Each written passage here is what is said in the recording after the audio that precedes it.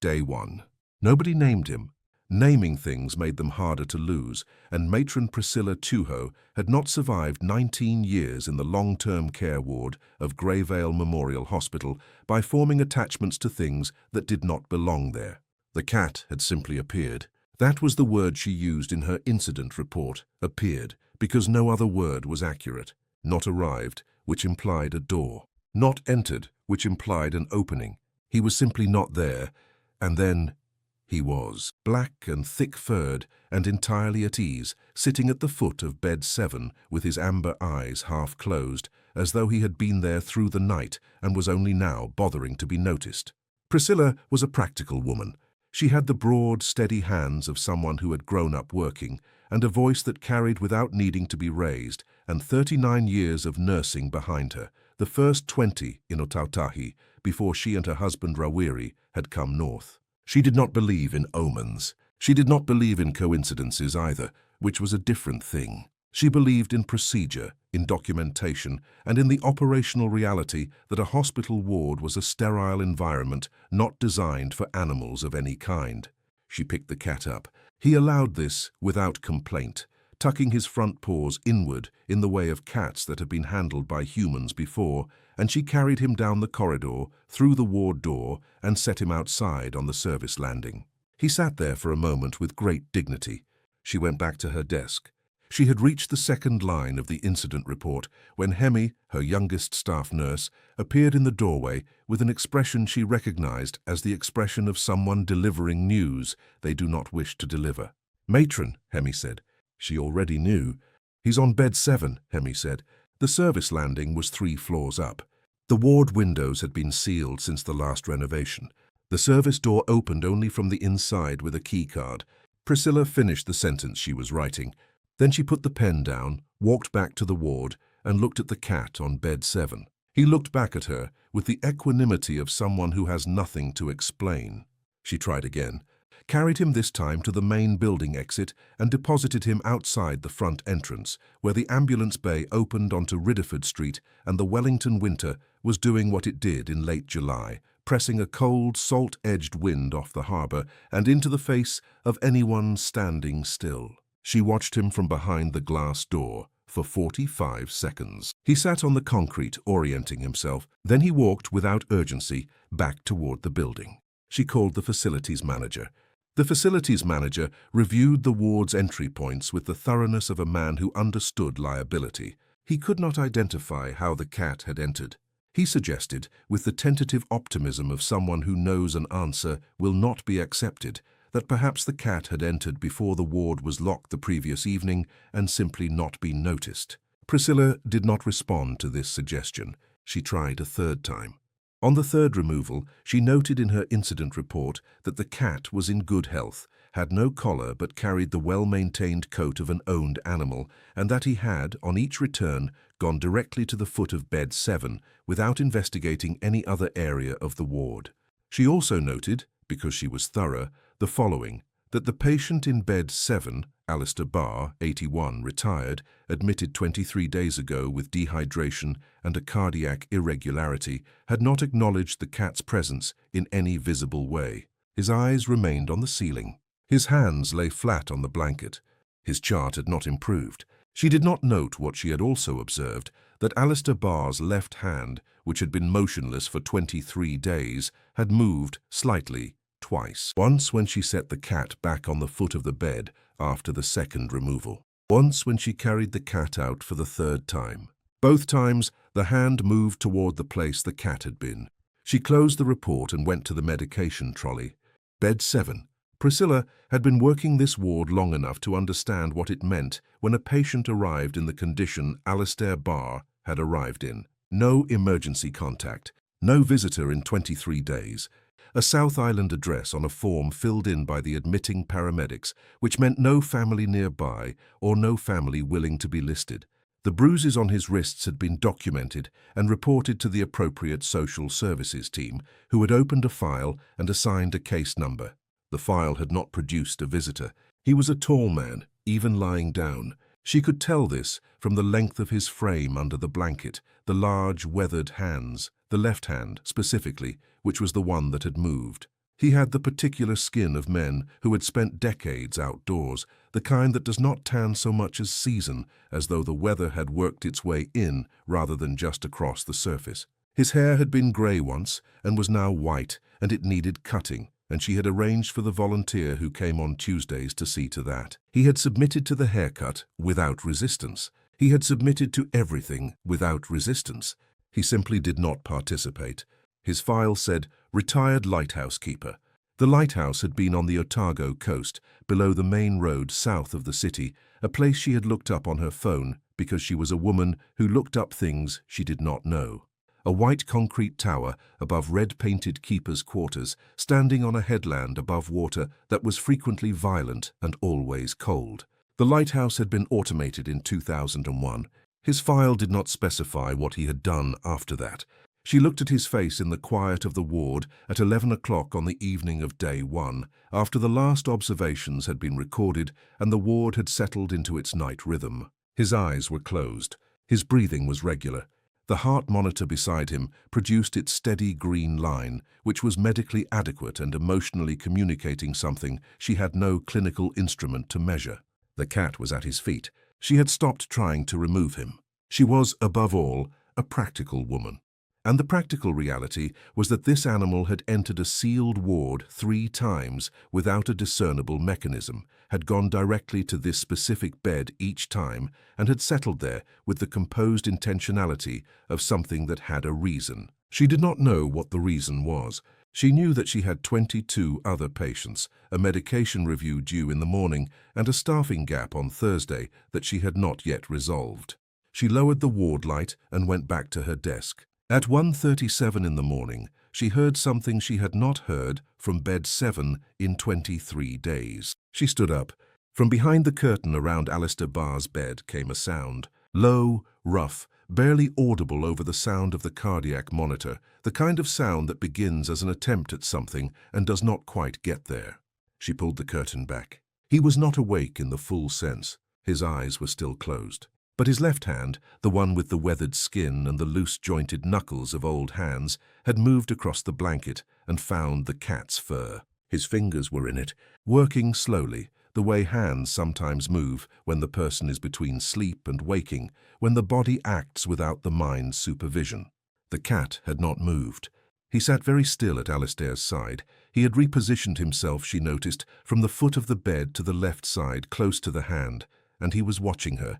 The sound on the monitor had changed, not dramatically, not in a way that would require intervention. But the interval had steadied. The line was producing a more even rhythm than she had seen on this patient's chart in 3 weeks. She stood at the foot of the bed for a moment. Then she replaced the curtain and went back to her desk and sat down and did not write anything in the incident report because there was nothing clinical to record and because some of what she had witnessed did not belong in an incident report. She sat in the quiet ward and listened to the monitor. It was steady, sir. Day 2. By the morning of day 2, the cat had a name, not one Priscilla had given him, and not one that appeared in any official documentation, but one that had spread through the nursing staff with the organic speed of things that are not announced and do not need to be. Ptolemy. She did not know who had named him. She suspected Hemi, who had studied something adjacent to history before he switched to nursing and still dropped names in conversation that nobody else recognized. She did not ask. She simply accepted, on the morning of day 2, that the cat on bed 7 was called Ptolemy, and that this had happened without her permission or participation. He had not left the bed. She verified this by reviewing the CCTV log herself at 7 in the morning, which was a thing she had the access and the authority to do, and which she did quietly, without explaining to anyone why she was doing it. The ward corridor camera showed no movement at the ward door between 11 p.m. and 6 a.m., except for the night staff making their rounds. Ptolemy had not left. He had moved on the bed. The infrared frame captures showed the heat signature of his small body repositioning several times during the night, but he had not left. She put on fresh gloves and conducted a proper assessment. He was in good health. His coat was dense and well-groomed, not a stray's coat. His amber eyes were clear. He had, she noted, a scar above his left ear, old, healed, a small pale seam where the fur parted. He accepted her examination without protest and then turned back to Alistair. Alistair's hand was resting on him, not moving the way it had moved in the night. Resting, with intention, palm flat on the cat's flank, the way you rest a hand on something you know is there and do not wish to disturb. Priscilla looked at the hand, then at Alistair's face. His eyes were still toward the ceiling, but the ceiling was different now. He was looking at it differently. She had seen this shift before, in patients who were in the process of returning from a very far place. The quality of the gaze changed before anything else. The person was still unreachable, but they had turned, somewhere below the surface, toward the door. She took his vitals. His blood pressure was the best it had been since admission. She noted it on the chart without comment. At the nursing station, Jemima, senior nurse 11 years in this ward, the person Priscilla trusted most to have noticed the same things she noticed, said, "He petted him in the night. I checked at 3. "I saw," Priscilla said. "He hasn't responded to anything." He responded to this. They looked at each other in the particular way of two women who have worked together long enough to hold an entire conversation without completing sentences. Jemima went to make the morning medications. Priscilla went to look at the cat. Ptolemy was sitting upright at Alistair's left shoulder, facing the door. Every time a staff member entered the ward to check a patient, to replace a fluid bag, to adjust a curtain, Ptolemy turned his body toward the door and tracked the person's movement until they left. Not with aggression, not with alarm, with the focused, deliberate attention of something that has assigned itself a specific function, to know who enters and to watch them until they leave. On the second entry, he had shifted his position slightly, placing his body closer to Alistair's head. Not enough that anyone would have noticed who was not paying close attention. Priscilla was paying close attention. She had begun to understand that Ptolemy was not simply present. He was organized.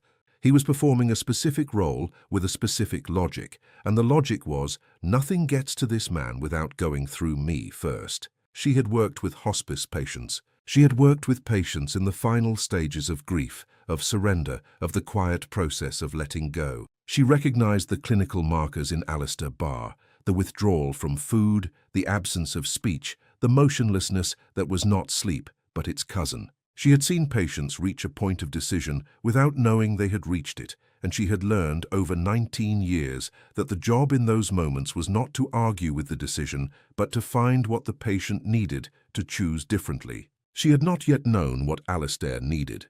She stood at the ward door and watched Ptolemy watching the door. She thought, this is what he needed.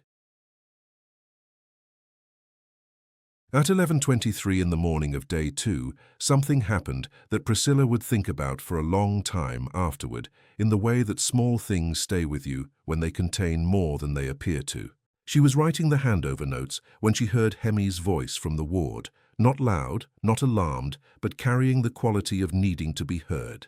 She walked in. Hemi was standing at bed 7 with his hands at his sides.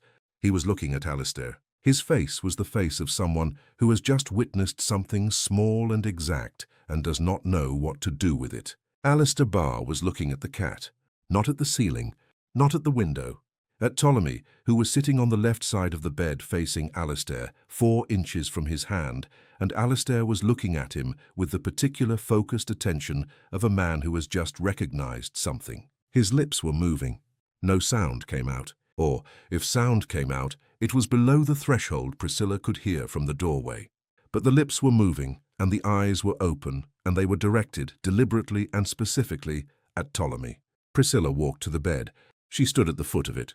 Ptolemy glanced at her once, quickly, then returned his attention to Alistair. Alistair did not look at her. He continued moving his lips. She leaned in slightly, not touching, not intervening. What she heard, very faint, was a sound that had once been a word and had not yet become a word again. Somewhere between the two.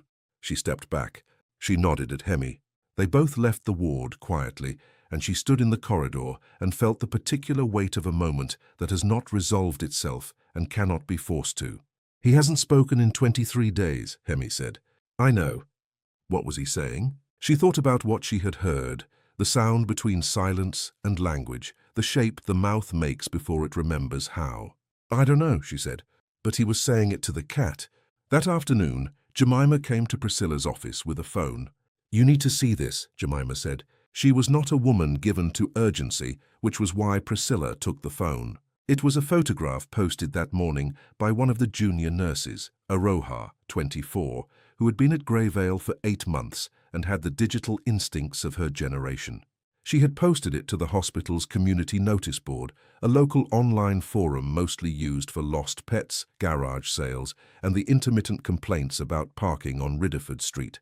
The photo showed the ward in the background, bed 7 in the mid-frame, and in the foreground, Ptolemy, sitting upright on the mattress, amber eyes forward, the scar above his left ear visible in the overhead light. The caption read, "Does anyone know this cat? He found his way into our ward and is refusing to leave. Black, amber eyes, small scar above left ear. He seems to belong to someone." The post had 47 responses. Priscilla scrolled down. Most were the usual: neighbors offering to check their blocks, someone asking which ward, someone else posting a photo of their own black cat in what appeared to be an attempt at participation without relevance. She handed the phone back to Jemima. "Let me know if anything comes of it," she said. Nothing came of it that day. She stayed an hour past the end of her shift because she stayed an hour past the end of her shift on most days, and because today there was a specific reason. She sat at her desk and read Alistair Barr's file again, the whole of it, beginning to end. The South Island address, the next of kin section, which contained no name. The admitting paramedics note, which described the scene at the flat in Newtown, a neat apartment with little furniture, no photographs on the walls, a single plate and a single cup, and a single chair at the kitchen table, and a man sitting in it who had not, according to the neighbor who called the ambulance, been seen outside in 6 days. The neighbor had also provided in the paramedics' notes the detail that she, the neighbor, had recently agreed to take in a cat, that the man in the flat had given her his cat. She hadn't understood why at the time, she told the paramedic. She said the man had given away several things in recent weeks: his good coat, a pair of boots, a radio he'd had for years. Priscilla read that sentence 3 times. Then she sat in her office for a while without reading anything. A man had given away the things he owned. He had given away his cat. He had sat alone in a flat with 1 cup, 1 plate, 1 chair.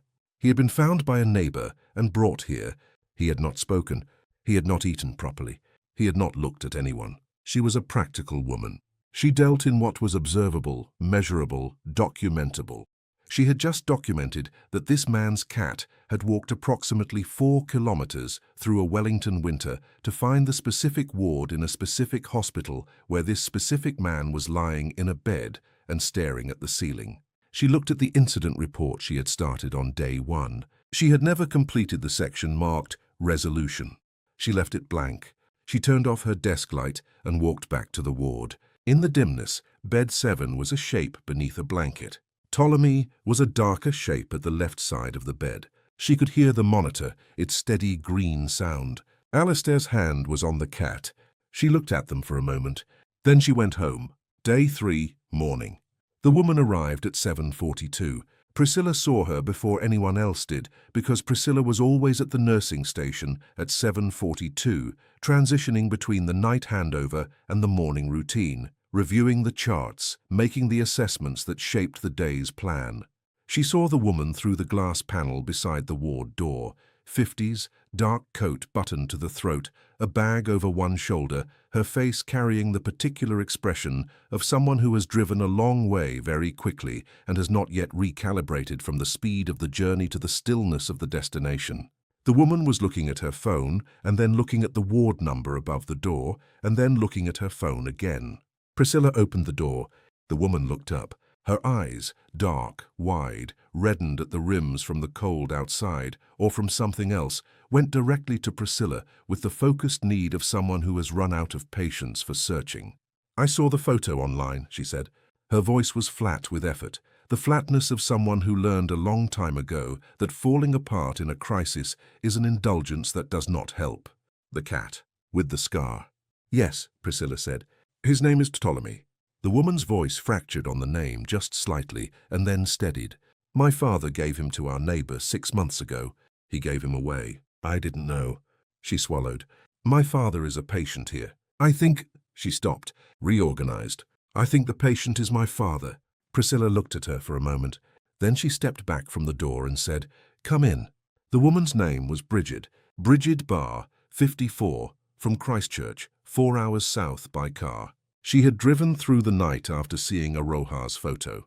She had recognized the scar above the left ear immediately. Ptolemy had gotten it as a kitten, a fence wire incident, fully healed but distinctive. She had called the neighbor who now had Ptolemy, or had been meant to have Ptolemy, and the neighbor confirmed he had gone missing 5 days ago, and she had been looking for him. Before we continue, I want to take a moment to talk to you. These stories exist because of this community, because of you. And right now, YouTube has denied our monetization, which means the only thing keeping Paws and Whispers alive is the love you have for these stories. If our videos have ever made you feel something, if they've brought you comfort, joy, or just a moment of peace, consider making a small donation. Even the minimum makes a huge difference to us. The link is pinned in the comments below. Thank you for being here. 5 days ago, Priscilla walked Bridget down the ward. She pulled back the curtain around bed 7. Alistair Barr was awake, properly awake, eyes open, alert, oriented. He had been since approximately 6:30 when the night nurse had checked him and found him changed.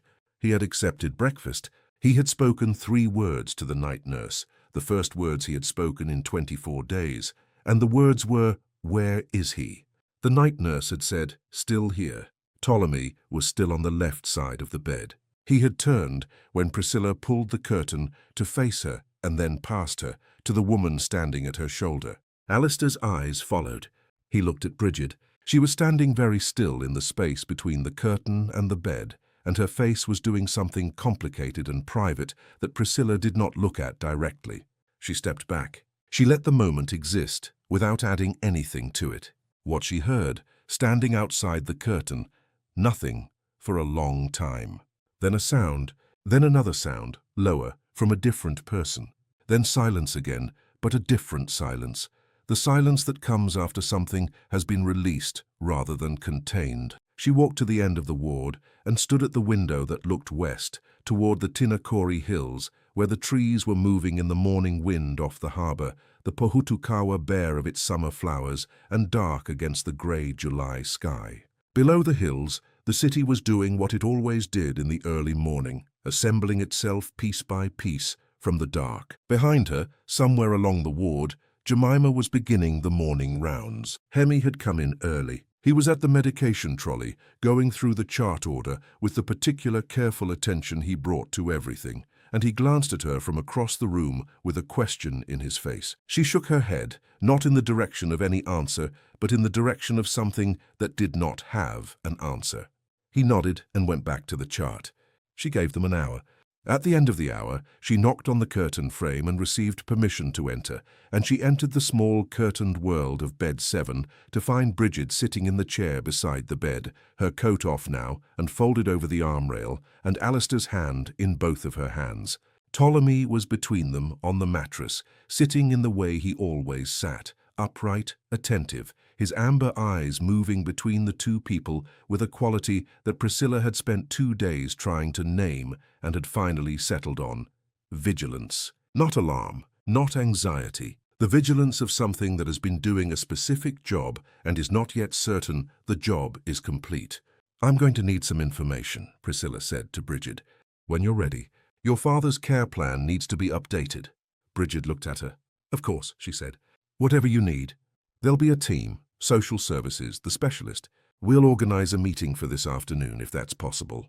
"I'm staying," Bridget said, simply, "for as long as needed." Priscilla looked at Alistair. His colour was better than it had been at any point since his admission. He was looking at his daughter with the expression of a man who has been somewhere very dark and has been brought back by a hand he did not expect to feel. She wanted to say something about that. She did not. She noted the observations on the chart: blood pressure, temperature, responsiveness. She wrote in the clinical shorthand that was the language of her work: patient alert and communicating. Family member present. Care meeting to be arranged. She did not write about the cat. She went back to her desk and looked at the incident report she had started 2 days ago. She completed it now. Under description of incident, she wrote, "Animal entered ward via unknown route. Removed 3 times. Returned each time to bed 7. No mechanism of entry identified. Animal removed by family member of patient following identification." Under resolution, she wrote, "Resolved." She clicked the pen closed. Day 3, afternoon. Bridget had not eaten since the drive up. Priscilla knew this, not because Bridget had said so. Bridget was not a woman who announced her needs, a quality Priscilla recognized immediately as the particular inheritance of daughters who grew up in households where needs were managed quietly. But because Hemi had offered her a sandwich from the ward's family supply at 10 o'clock, and she had declined with the automatic refusal of someone who has no attention available for herself, and by 2 in the afternoon she had the specific stillness of a person running on empty and determination alone. Priscilla brought her a cup of tea and a slice of the banana bread that Jemima made on Tuesdays and kept in a tin at the nursing station for the kind of situations that the hospital's official family support documentation did not adequately address. "Eat something," Priscilla said. This was not a suggestion. It was not unkind. It was simply the voice of a woman who had said this to many people in many chairs beside many beds and had learned that the directness was a kindness in itself. Bridget looked at the tea and the bread. Then she took them both. Priscilla pulled the second visitor's chair to the edge of the curtain, close enough to be present, far enough to be decent, and sat for a moment. She had a staffing review in 20 minutes. She had a pharmaceutical audit at 4. She had 19 other patients whose charts she would need to review before the end of the day. She sat for a moment anyway. "How long has it been?" Priscilla asked. "Since you and your father were last in contact." Bridget held the cup in both hands. 8 months, she said. "We had a falling out. Nothing enormous. The kind of thing that seems enormous and then you realize later that it wasn't. But by then, too much time has passed and the time itself has become the real problem." She paused. "I called in October." He didn't answer. "I told myself I'd try again after Christmas." Priscilla did not say what she was thinking. "He's always been independent," Bridget said. "Private. I thought he needed space. He's always needed space." She looked at her father's hand, which was resting now, still held in hers. His eyes were closed, not the closed eyes of absence, but the closed eyes of sleep, real sleep. The first she had seen on his chart, noted as restorative rather than catatonic since admission. "I didn't know about the cat. About any of it. The neighbor, the woman he gave Ptolemy to, she didn't know she should tell me. She didn't have my number. She didn't know." Ptolemy was at Alistair's feet again. He had returned to the foot of the bed sometime in the last hour, as though the geography of his vigil had been reorganized now that a second person was present. He was not watching the door with the same focused intensity as before. He was watching Bridget, not tracking her, watching her the way he had watched Alistair, the slow, patient attention of something taking inventory. "Making sure. He gave Ptolemy to the neighbor 6 months ago," Bridget said. "He gave away his good coat, his radio." She looked at the cat. "I keep thinking about Ptolemy walking to the hospital. 4 kilometers. He'd never been here. My father had never been here. How would he even... She stopped herself. "I know," she said. "I know there's no answer to that." Priscilla looked at Ptolemy. There was no answer to it. She was a woman of science and procedure, and the 27-step infection control protocol that she could recite in her sleep.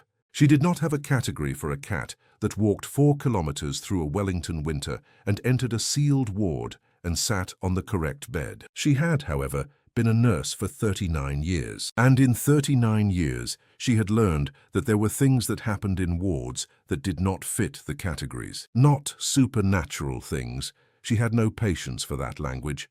But things that belonged to a different order of attention than the clinical one.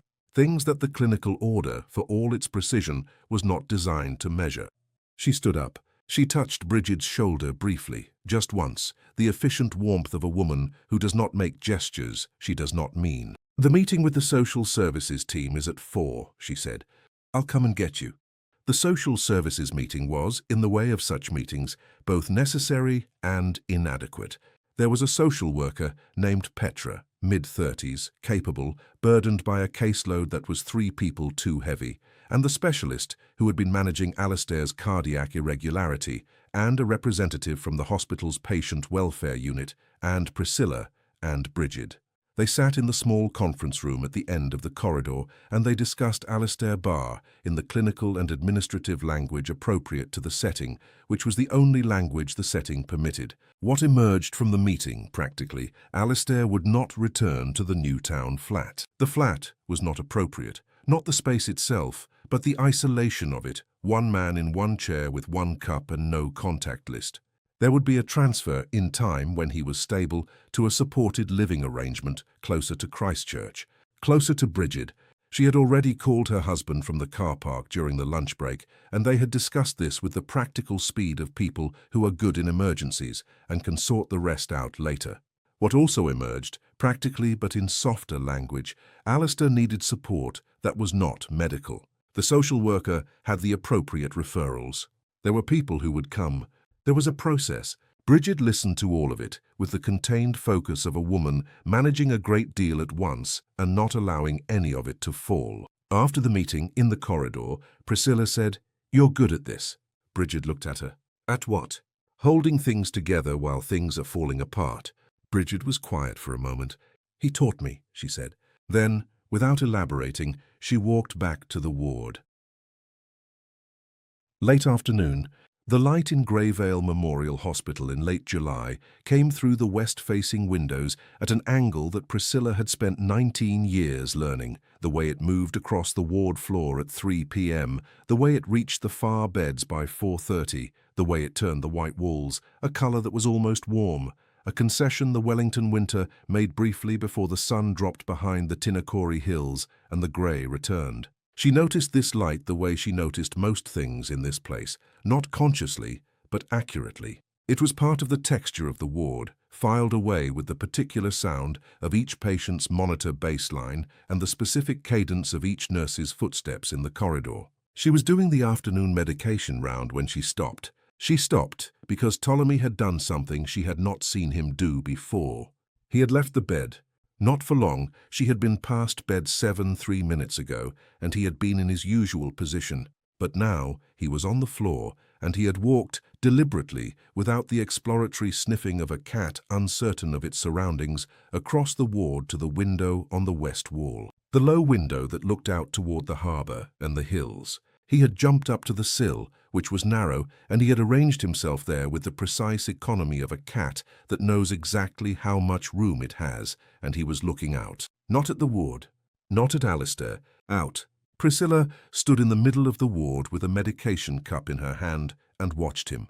He sat at the window for 4 minutes. She timed it without meaning to. He sat with the quality of attention he had brought to everything in this ward, the total, unhurried, specific attention of something that does not divide itself. He looked at the hills. He looked at the harbour, grey-green in the afternoon light, moving with the wind. He looked at the sky. Then he turned, jumped back down, and walked directly back to bed 7. He jumped up. He positioned himself at Alistair's feet, facing the window he had just been looking out of. Priscilla finished the medication round. At the nursing station, she did not record what she had seen, because there was no appropriate field. She thought about a lighthouse on the Otago coast, below the main road, on a headland above water that was frequently violent and always cold. She thought about a man who had stood there, probably for years, watching the water, watching the weather coming in off the Pacific, watching the light change on the hills. She thought about what it would mean to stop doing that. To sit, instead, in a flat in Newtown with 1 cup and 1 chair and no horizon. She thought about a cat who had grown up in that place, who had sat in a lighthouse keeper's window and watched the same horizon. She looked at Ptolemy on bed 7, facing west. She went back to work. Day 3, evening. Bridget had called her husband, her 2 daughters, and her father's neighbour, the woman with the intended custody of Ptolemy, by the time the ward lights shifted to their evening setting. The neighbour, whose name was Glenys, was a retired schoolteacher in her 70s who had agreed to take the cat because she was fond of Alistair and because she had not understood entirely what the cat being given away meant. She had been looking for Ptolemy for 5 days with real distress. Learning that he was at a hospital on a specific patient's bed, being documented in an incident report, had produced a silence on the phone that Bridget described to Priscilla as lasting approximately 12 seconds. She said, "Well, that's Ptolemy," Bridget reported, as if that explained everything.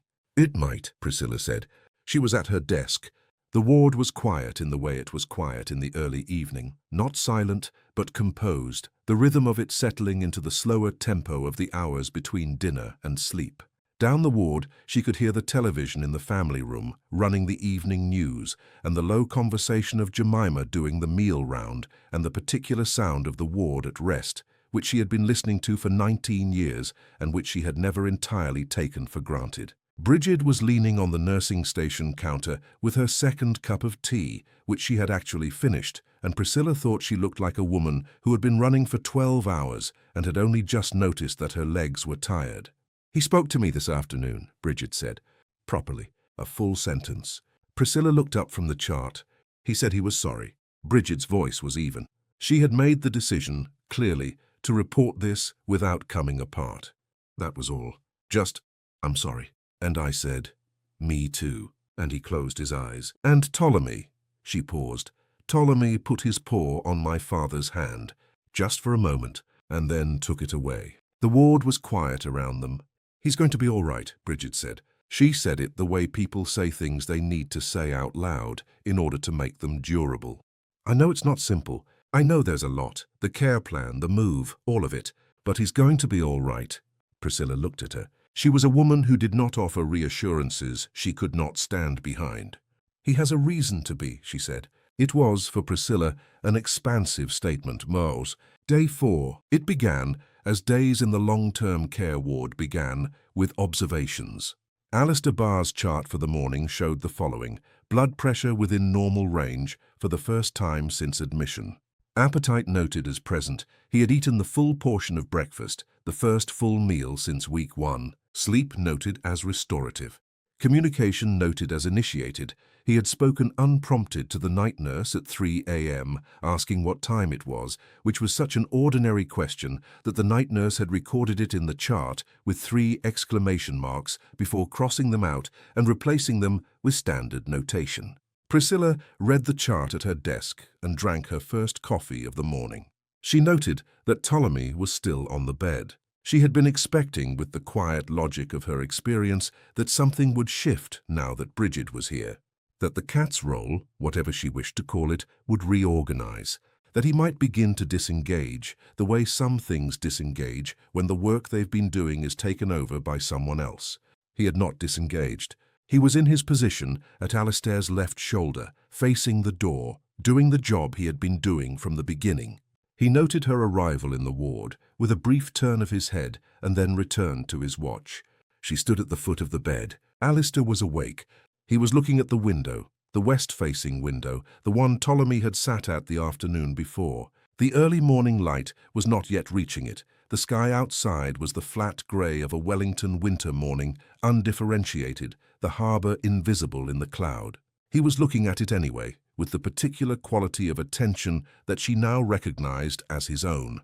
The lighthouse keeper's attention. The attention of a man who had spent decades reading the sky for information. He felt her presence and turned his head. He looked at her. She had not, in 24 days, been looked at directly by this patient. She had administered his care, recorded his vitals, made her professional assessments of his condition without ever receiving the quality of acknowledgement that constituted actual recognition. He had been present in his body without being present in any other sense. He was present now. His eyes were grey, a pale, specific grey, the grey of old sea glass, worn smooth. They were the eyes of someone who had come back from a long way off and knew it. "Good morning," she said. He held her gaze for a moment. Then he said, in a voice that was rough from disuse but clear, "How long?" "At 24 days," she said. He looked back at the window. "Before we continue, I want to take a moment to talk to you. These stories exist because of this community, because of you. And right now, YouTube has denied our monetization, which means the only thing keeping Paws and Whispers alive is the love you have for these stories. If our videos have ever made you feel something, if they've brought you comfort, joy, or just a moment of peace, consider making a small donation. Even the minimum makes a huge difference to us. The link is pinned in the comments below. Thank you for being here. Ptolemy found you, she said, because it needed to be said plainly, and she was a plain-speaking woman. He walked here. We don't know how he got into the ward. He's been on your bed since Tuesday. Alistair did not respond immediately. She watched him take this in, the way he took everything in, without performing reaction, processing it at the pace it required. Then he moved his left hand, slowly, and placed it on Ptolemy's back. The cat pressed into it, just slightly, the way cats receive a familiar hand, not performing pleasure, simply registering the familiar. He always did that, Alistair said. When the weather was coming in. A pause. He'd come and sit on my hand. Priscilla looked at the cat. Ptolemy's amber eyes were on the window. She thought, you carried this man's weather with you for 4 kilometers through a Wellington winter and into a sealed ward, and you sat on his bed for 3 days and you put your paw on the hand that needed to feel something it recognized. She did not say this. She looked at Alistair's chart. Bridget will be here at 9, she said. He closed his eyes. Not in retreat, in something more like relief. The way you close your eyes when something you weren't sure was going to happen, happens. She's a good girl, he said, quietly, as if to himself. I made things hard for her. She drove 4 hours through the night, Priscilla said. He was quiet. That's its own answer, Priscilla said. She made her notations on the chart. She replaced it. She walked to the next bed and began the next round. 2 weeks later, the transfer paperwork took 12 days.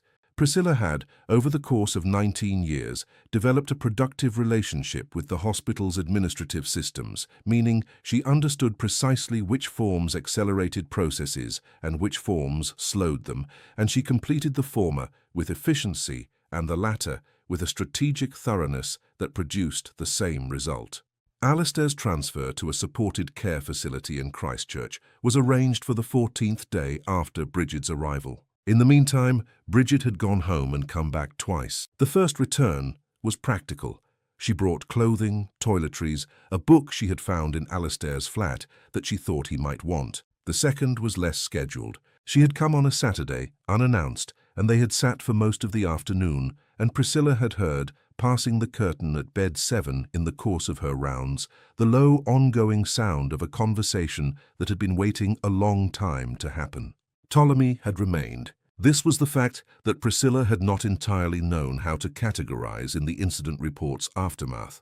The animal's presence was technically unresolved from an administrative perspective. She had written resolved in the report, but the resolution was, in practice, that nobody had removed him and he had stayed. Glenys, the neighbor who had been meant to take him, drove up from her daughters in Nainai on the 5th day and sat in the family room for an hour. She was a broad-faced woman with the direct manner of someone who had spent 40 years teaching other people's children and had formed clear opinions about most things. She brought a bag of Ptolemy's food, his water bowl, and the blanket he had slept on, and she installed these items beside bed 7 with the pragmatic authority of someone formalizing an existing situation rather than creating a new one. He's been doing his job, she told Priscilla. When he's done, he'll come home. Priscilla had thought this was probably right. On the 11th day, Ptolemy did something he had not done before. He spent the morning in his usual position. He accepted the food Glenys had left. At 2 in the afternoon, Bridget was there, Alistair was awake. They were talking in the low voices of a conversation that no longer needed urgency.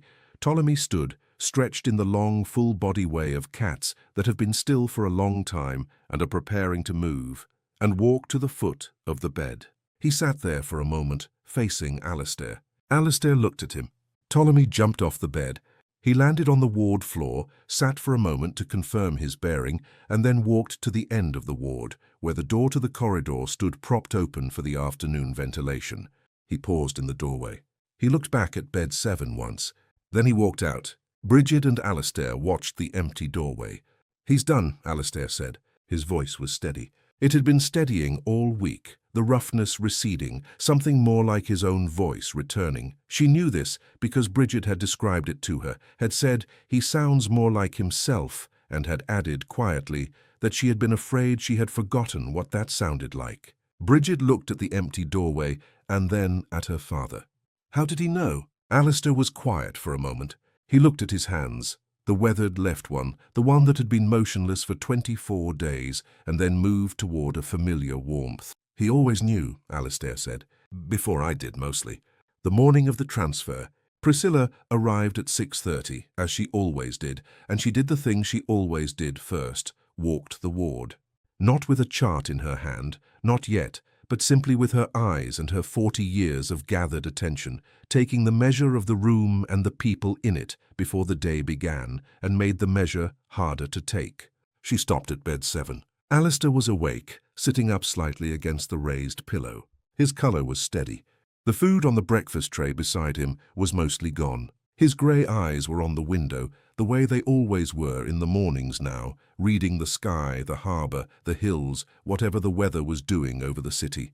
The bed was empty of everything except him. She stood at the foot of it and looked at the place where Ptolemy had sat for 11 days. She had not realized until this moment that she had become accustomed to him being there. That the bed had taken on, for her, the quality of a complete picture only when both of them were in it. She stood there for a moment with this feeling, which was not sentimental, she decided, but was accurate, the feeling of recognizing that something had been present and was now, correctly, absent. "Ready?" she said. Alistair turned from the window. He looked at her with the grey eyes that had spent 40 years reading approaching weather and knew how to assess a situation without being asked to explain the assessment. "Bridget will be here at 8, he said. "She confirmed last night," Priscilla said. "She'll follow the transport down." He nodded. He looked at the window again. Outside, the Wellington sky was doing its complicated morning thing, layers of cloud moving at different speeds, the harbour below them catching the light in patches, a wind in the Pohutukawa trees along the embankment that Priscilla could see from this angle but could not hear through the sealed glass. "It's a good day for travelling," Alistair said. She looked at the sky. "It is," she said. She went to make her notes. Bridget arrived at 8:05, which was characteristic. She had, in the 2 weeks of her appearances at Greyvale Memorial, been late twice by less than 10 minutes and early never, which told Priscilla something about how she organized herself under pressure. She came through the ward door with her coat still on and her bag over her shoulder and the specific energy of a person who has a long drive ahead of them and has already begun it mentally. She stopped at Priscilla's desk. "Everything ready?" she said. "Transport will be here at 9, Priscilla said. "The receiving facility has his file. I spoke with their charge nurse yesterday. Her name is Donna. She's good." A pause. "Tell her I said so. It will help."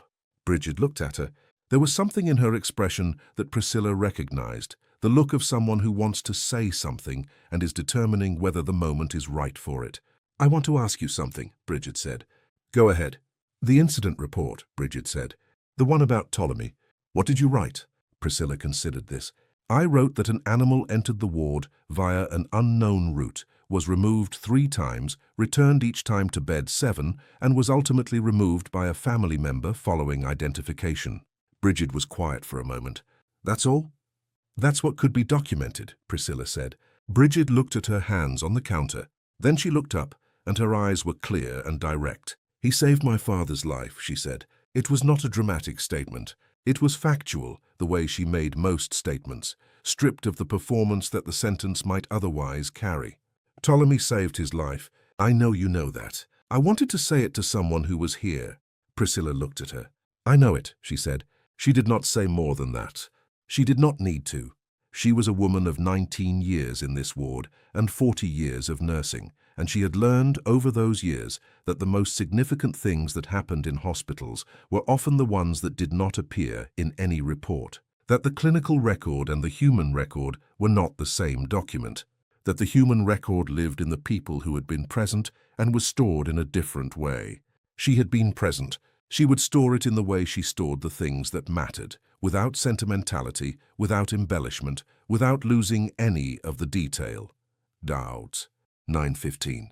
The transport team was efficient and kind in the specific way that people who move patients between facilities develop, a practical tenderness, hands that support without managing, voices pitched to reassure without condescending.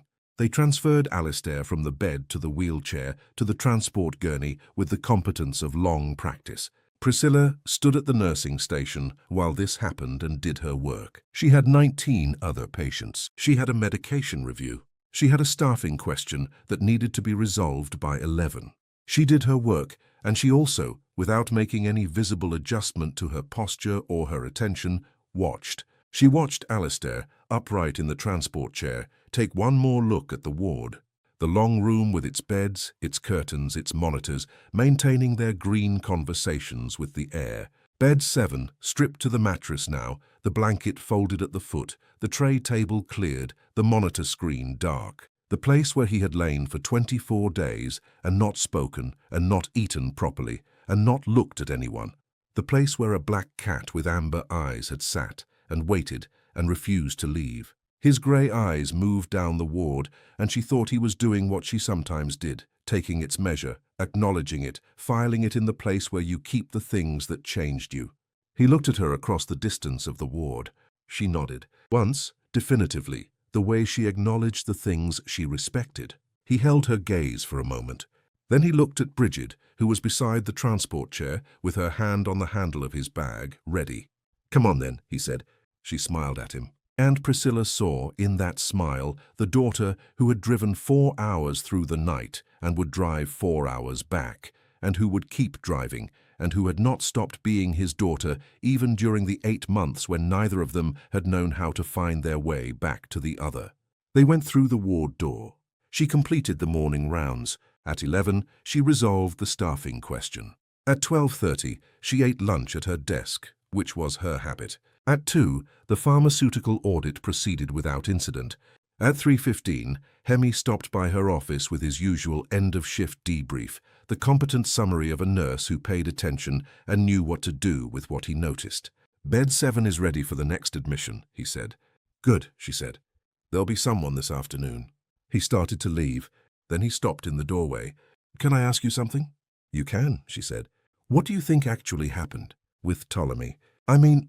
He paused, choosing the words in the careful way he chose words when he was being precise about something.